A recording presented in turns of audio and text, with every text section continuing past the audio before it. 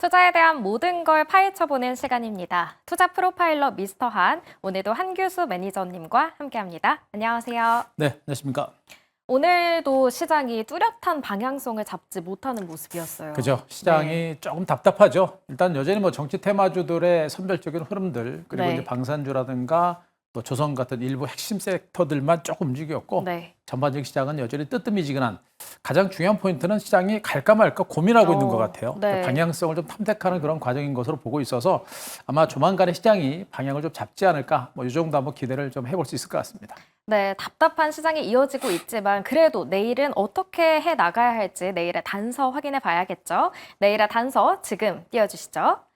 내일의 단서는요, 바로 디커플링입니다. 어제 미국 증시가 많이 빠졌음에도 네. 그래도 우리 시장 잘 버텼죠? 그렇죠. 이게 네. 디커플링이라는 단어가 네. 참 힘들게 했던 그런 단어로 볼 수 있는데, 제가 이제 시장이 단기적으로 하방에 대한 어떤 조정 가능성을 미국 증시를 보면서 좀 말씀드렸었죠. 네. 결국엔 미국 증시는 급락을 했는데 국내 증시는 안 밀렸어요. 그러니까요. 약밥 출발하고 네. 바로 플러스권까지 올라설 정도로 국내 증시는 상당히 선방하는 그런 흐름이 전개됐는데, 이거는 또 굉장히 가지고 있는 그 의미가 굉장히 큽니다. 그래서 미국 증시와 한국 증시가 디커플링할 수 있는 그런 여건들이 좀 만들어지고 있는 게 아닌가라는 그런 가능성을 좀 보고 있어서 시장에 대한 좀 긍정적인 시각을 우리가 좀 가져가실 필요는 좀 있을 것 같습니다.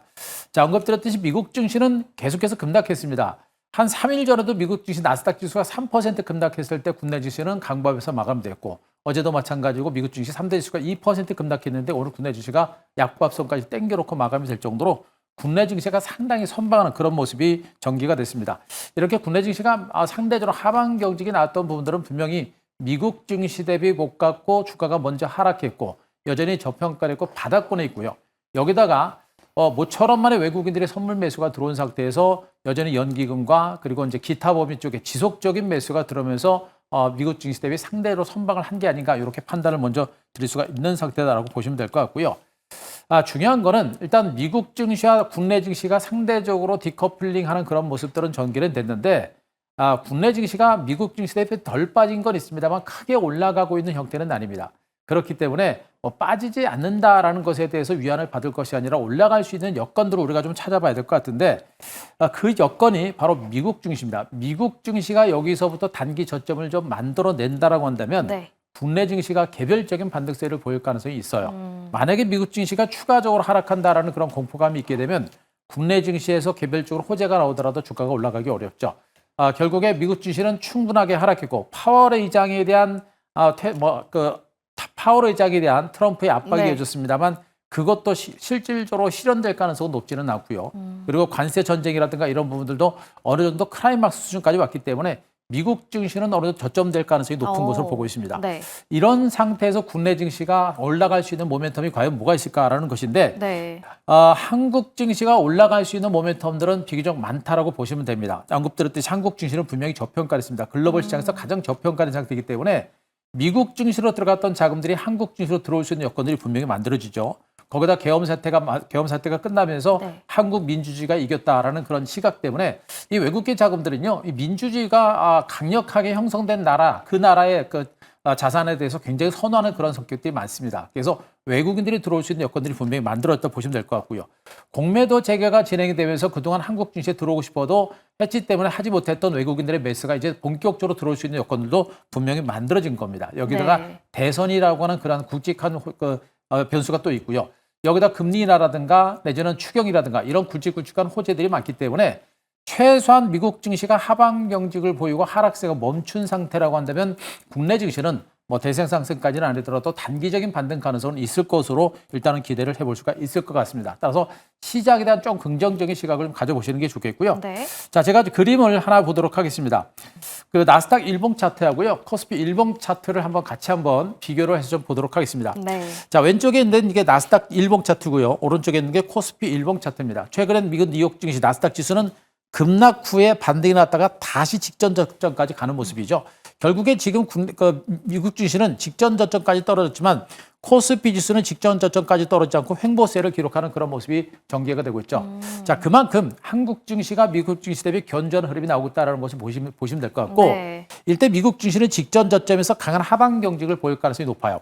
추가적으로 밀린다고 하더라도 당분간 미국 증시가 하방 경직을 보이게 되면 국내 네. 증시는 이 구간 횡보 장세를 보기 위해서 미미한 반등 장세가 좀 더 연출될 수 있는 가능성이 높다고 보시면 되겠죠. 네. 언급드렸듯이 미국 증시만 안정되면 국내 증시는 호재가 많기 때문에 점진적인 반등세를 기록하면서 대체로 2,550에서 한 2,600선 정도까지 이 정도의 반등 가능성은 좀 있지 않을까라는 그런 판단인 만큼 자, 현 구간 이제는 하방에 대한 우려감이 줄었고 점진적으로 올라갈 수 있는 어느 정도 반등이 나올 수 있는 그런 가능성이 높다라는 점에 포커스를 맞추시고 시장을 좀 보시는 게 좋을 것 같습니다. 네, 미국 증시가 급락했음에도 불구하고 우리 증시 오늘 잘 버텼다. 디커플링 현상을 내일의 단서로 제시를 해 주셨습니다. 그리고 조금 전에 하단 자막으로도 저희가 내보내 드렸는데요. 속보가 하나 들어와서 네. 잠깐 전해드리겠습니다. IMF 국제통화기금이 한국의 경제 성장률을 조정했다고 하는데요. 2%에서 1%로 그야말로 반토막이 났다는 소식이 전해졌습니다. 다시 한번 전해드리면요. IMF가 한국의 경제 성장률을 2%에서 1%로 낮춰 잡았는데요. 이는 선진국 중에서 가장 큰 낙폭을 기록한 수치라고 합니다. 우리나라가 네. 수출해서 먹고 사는 나라고요. 네. 역시 이제 트럼프의 관세 정책에 가장 큰 영향을 받았기 때문에 이런 수치가 나온 것으로 일단 뭐 예상이 되고 있는데 일단 뭐 이 정도의 수치는 어느 정도 시장에서도 예측했던 부분들이고 또 전 세계적으로 관세 전쟁이 진행이 되면서 글로벌 증시라든가 글로벌 경제 성장률이 꺾일 것이다라는 그런 우려감은 분명히 있는 겁니다. 네. 그래서 어느 정도는 반영이 됐고 아는 상태이기 어. 때문에 그렇게 크게 큰 영향을 주지는 않을 것으로 일단은 판단하고 있고요. 저는 네. 국내 증시의 경제 성장률보다는 앞으로 이제 미국에서 나오는 경제 지표들이 있죠. 미국의 경제 지표가 뭐 갑자기 물가가 크게 올라간다든가 이런 등의 지표가 나오게 되면 네. 거기서 더 큰 리스크가 부각이 될 것으로 보고 있어서 이 부분에 대해서는 뭐 우리가 너무 단기적으로는 크게 걱정은 안 하셔도 되지 않을까라는 생각입니다. 네, 디커플링 현상이 나타나고는 있지만 미국의 경제 지표 저희가 계속해서 잘 네. 살펴봐야 할 것 같습니다. 이렇게 내일의 단서 만나봤고요. 이번에는 매니저님의 포트폴리오를 체크해 보도록 할 텐데요. 어떻게 흘러가고 있는지 먼저 GKL부터 살펴볼게요. 최고가 기준으로 5% 상승했습니다. 네, 미미하게 올라가고 있는데 아직은 좀 네. 약해 보이죠. 현재 파라다이스도 그렇고 롯데관광개발도 그렇고 주가는 여전히 살아 있고요. 여전히 기관 투자가들의 매수가 상당히 강하게 살아있는 상태입니다. 모멘텀도 살아있고 저평가됐고 네. 또 수급도 살아있습니다. 차트상으로도 주가가 지금은 이렇게 많이 오른 것처럼 보입니다만 긴 시간 동안 하락했고 이제 바닥을 찍고 고개를 들고 반등에 나선 상태이기 때문에 지점 고점에서 약간 매물을 받을 수 있는데요. 제가 보기에는 워낙에 긴 시간 동안 조정을 받았던 종목이기 때문에 그냥 올라갈 수 있는 가능성이 좀 높다라고 보여집니다. 네. 그래서 굳이 지금 이런 종목들은 물량을 턴다라는 관점보다는 들고 가는 게 좋겠고요. 혹시라도 약간의 눌림이 나온다라고 한다면 저가 매수는 해볼 만한 종목으로 아직은 봐도 되니까 네. 너무 무서워하지 마시고요. 좀 가져가면서 좀 수익을 좀 극대화하는 그런 전략. 시장 자체가 바닥을 친 상태라고 한다면 추가적인 상승 여러 건 있으니까 좀 가져가면서 수익을 좀 높여가는 그런 전략을 말씀드리도록 하겠습니다. 네, 두 자, 번째로 어떤 종목 리뷰해 자, 볼까요? 한화엔진 보도록 하겠습니다. 오늘 6% 가까이 많이 올랐죠. 상승했어요. 오늘 기관 외국인 투자가의 매수가 워낙에 강하게 들어왔고요. 여기다가 지금 최근에 조선주들이 조정권에 들어가면서 오늘 조선주 전반에 걸쳐서 반등이 나왔거든요. 네, 맞아요. 그만큼 이제 조선주들은 상대적으로 약한 것처럼 보입니다만 분명히 시장의 중심 섹터에서 호재가 너무나 많은 상태고요. 한화엔진 역시도 지금 현재 엔진 수주가 워낙에 많습니다. 엔진 수주 잔고가 굉장히 높게 작용하고 있는 모습이고 엔진 평균 판매 단가까지도 계속해서 높여지고 있기 때문에 앞으로 영업이익 증가세가 상당히 가파르게 진행될 수 있는 가능성이 상당히 높은 것으로 보고 있죠.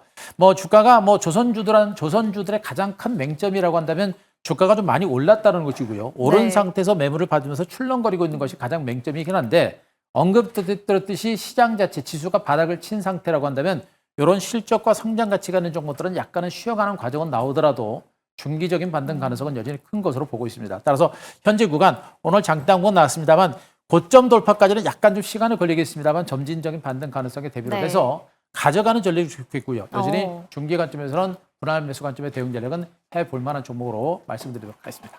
네, 매니저님이 자주 언급해 주시는 카지노와 조선 중기적으로 잡아주시긴 하지만 그래도 계속해서 조금씩 올라가고 있어요. 네, 계속해서 좋은 흐름 기대해 보도록 하겠습니다. 그렇다면 내일은 어떤 종목을 살펴봐야 할지 내일의 공략 종목 확인해 보도록 할게요. 내일은 삼성증권이네요. 증권주를 가지고 그죠? 오셨어요. 증권주들 네. 참 모처럼 만에 보시지 않았을까라는 생각이고요. 또 요즘에 뭐 워낙에 이제 이슈 테마, 정치 테마주들이 많이 움직이고 있고 하다 보니까 증권주 쪽으로 많이 시각은 옮겨가지 못하셨을 것 같습니다. 자, 그러나 최근에 이제 증권주들 삼성증권부터 해가지고 미래에셋증권, 그리고 NH투자증권, 그리고 키움증권 같은 네. 증권주들 또 대신증권까지 주가 흐름 자체가 상당히 견조하고요. 기관하고 외국인 투자가들, 특히나 기관 투자가들의 매수가 들어오면서 증권주 전반에 걸친 반등세가 연출이 되고 있습니다. 그래서 증권주들이 왜 움직이고 있는 것인지, 보통 이제 과거에는 증권주들은 증시가 화랑일 때 이 수수료 수입에 대한 기대감, 예. 브로커 수입에 대한 기대감을 가지고 증권주가 같이 올라가는 경우가 있었었죠. 네, 그럼 그런데 뭐 지금은 왜 올라가는 그렇죠. 거예요? 지금 같은 시장에서는 네. 증권주가 올라가기 참 어려운 그런 환경이 네. 있었죠. 근데 이제 시장이 많이 바뀌었습니다. 과거에 이제 증권사들이 브로커리 수입에만 의존을 했었다라는 측면을 보게 되면 지금은 그렇지 않죠. 단순하게 국내 시장을 넘어서 해외 시장 쪽으로 분명히 나가고 있고 또 채권 매매를 통해서 거기서도 수익을 내고 나는 여러 가지 수입원을 창출하고 있기 때문에 네. 이제 과거의 증권사가 단순한 그런 증권사에서 벗어나 또 여러 가지 복합적인 수익을 만들어내면서 안정적인 성장세를 유지하는 그런 종목들로 보시면 되겠습니다. 네. 특히나 이제 삼성증권 같은 경우도 올해 이제 지난해에 영업이익이 약 1조 1,055억을 기록하면서 전년 동기 대비 67% 증가할 정도로 실적이 엄청나게 좋아지고 있는 모습이고요. 지난해 실적을 기준으로 했을 때 퍼가 뭐 여전히 4배 정도, 그리고 이제 12개월 선행 PER을 기준으로 해서도 네. 여전히 4배 정도로 절대적으로 저평가된 종목으로 보시면 되겠죠. 우리나라 은행주들이 이제 밸류업이라는 그런 재료를 바탕으로 해가지고 퍼 뭐 3배, 4배 정도를 중시해서 굉장히 많이 올랐었죠. 네네네. 증권주들도 그만큼 저평가된 그런 종목이다라는 측면을 보게 되면 여전히 우리가 여전히 가능성을 가지고 보셔야 될 것 같고, 지금 국내 지시가 저점을 찍은 상태에서 기관들의 매수가 들어오면서 앞으로 외국인들의 자금이 들어올 가능성이 있다는 얘기도 했었죠. 앞으로 외국인 투자가들까지도 증권주 쪽으로 매수가 들어올 수 있는 가능성은 분명히 있습니다. 그래서 그 부분에 대해서는 펀더멘탈적인 측면에서는 외국인들의 매수도 들어올 수 있는 가능성도 상당히 높기 때문에 우리가 좀 주목해 보실 필요가 있겠고요. 자, 이렇게 증권주들의 실적이 좋아지고 있는 부분들은 어제 1분기 쪽에서 실적이 상당히 많이 좋아지고 있는 것이고요. 지금 넥스트 트레이더 시장이 이제 대체 시장이 이제 출범을 했었죠. 거기서 거래량이 증가하고 있는 그런 모습들, 거기가 바로 이제 수익원으로 새롭게 등장했고요. 공매도가 재개가 되는 부분들, 이런 부분들도 분명히 증권시장에서는 호재로 작용하고 있고, 이런 네. 것들이 실적 증가세를 이끌어내고 있는 것으로 보시면 되겠습니다. 여러 가지 봤을 때 지금 정책적으로도 네. 지금 또 이제 지금 대통령 후보들이 내놓고 있는 공약들을 봤을 때 지금 저PBR 관련주들에 대해서 저PBR을 해소할 수 있는 그런 대책들을 내놓고 있죠. 그런 대책의 대안주가 바로 이제 증권주라든가 보험주가 될 수가 있습니다. 네. 그렇기 때문에 여러 가지 복합적인 호재가 있기 때문에 네. 증권주 전반에 걸쳐서는 우리가 기업의 가치를 따라서 움직인다고 봤을 때는 우리가 주목을 해볼 만한 그런 상태가 아닌가라는 네. 그런 판단을 먼저 드리도록 하겠습니다. 네, 실적도 좋아지고 기대감도 있고 그렇다면 목표가를 어느 정도로 잡아야 할지도 궁금해요. 네, 자, 일봉 차트를 보면서 가격 전략을 한번 세워보도록 하겠습니다. 자, 증권주들이 정말 긴 시간 동안 소외를 받았습니다. 삼성증권 같은 종목들은 지금 36,000원 정도에서 장기간에 걸친 하락세를 기록했고, 여기서 이제 바닥을 찍고 올라가는 건데, 한 차례 오르고 나서 굉장히 긴 시간 동안 횡보세가 나타났죠. 네. 계속해서 반등 시도가 나타났습니다만 고점 돌파는 쉽지 않았었던 모습이었는데, 과연 이번 반등이 직전 고점 돌파까지 이어질 수 있을 것인가라는 것을 본다고 한다면 고점 돌파가 이번에는 좀 이루어지지 않을까라는 기대감을 가져봅니다. 그만큼 모멘텀과 재료가 많다라고 일단 보셔도 될 것 같고요. 네. 시중의 대기 자금들이 외국인과 기관 투자가들, 특히나 외국인 투자가들이 밖에 있었던 외국인들이 들어오기 시작하게 되면 이런 저평가된 우량주, 대형주 쪽으로 매수가 먼저 들어온다라고 봤을 때 네. 쌀 때 기관과 외국인들의 매수가 들어올 수 있는 가능성이 높겠죠. 기관 매수가 들어오고 외국인 매수가 가세하게 되면 주가의 반등세가 좀 더 이어질 수 있는 가능성이 높다라고 보시면 될 것 같습니다. 따라서 네. 현재 직전 고점에서 약간 매물을 받을 수 있겠습니다만 추가적인 반등 가능성을 염두에 두시고 단기적인 관점보다는 약간 중기적인 관점에서 우리가 저가 매집을 해볼 만한 종목으로 말씀드리겠습니다. 네. 자, 가격 전환은 오늘 종가 47,250원을 기록하고 있는데요. 주가가 양봉이 두 개가 나타났기 때문에 약간 눌릴 때를 위한 저가 매수가 필요하겠다는 측면을 말씀드릴 수가 네. 있겠고요. 자, 목표가 53,000원, 자, 손저가 44,000원 제시드리도록 하겠습니다. 네, 모멘텀 재료도 많은 이 증권주들 중에서도 삼성증권에 대해서 오늘 추천을 받아봤습니다. 그렇다면 오늘 매니저님이 추천해주신 한화엔진도 강세를 보였는데 네. 이런 종목들 좀 얻으려면 어디로 찾아뵈야 할까요? 예, 제가 오늘도 좀 무료방송을 진행했는데요. 자, 오늘 무료방송 내용은 조선주 쪽을 제가 좀 집중적으로 얘기를 했었고요. 그리고 이제 단기 트레이딩 관점에서 우리가 접근해 볼 만한 종목군들까지도 제가 분석을 좀 드렸는데 네. 많은 종목들이 있습니다만 너무 많은 종목들을 보지 말고 핵심적인 종목만 보자라는 측면에서 그 두 가지 섹터, 조선주들과 관심 가질 만한 종목까지 오. 여러분들에게 방송을 해서 올려드렸으니까 그 네이버 밴드 가셔가지고요. 자, 엠뱅골드 한규수 검색하시고 보시면 거기서 오늘 녹화 방송 보실 수가 있습니다. 꼭 한번 보시고 시장 이제 무선 구간 좀 지났습니다. 좀 자신감 있게 시장 대응하셔서 좋은 결과 준비하시기 바랍니다. 네, 잘 준비해 보도록 하겠습니다. 오늘 말씀은 여기까지 드릴게요. MBN골드 한규수 매니저님과 함께했습니다. 고맙습니다.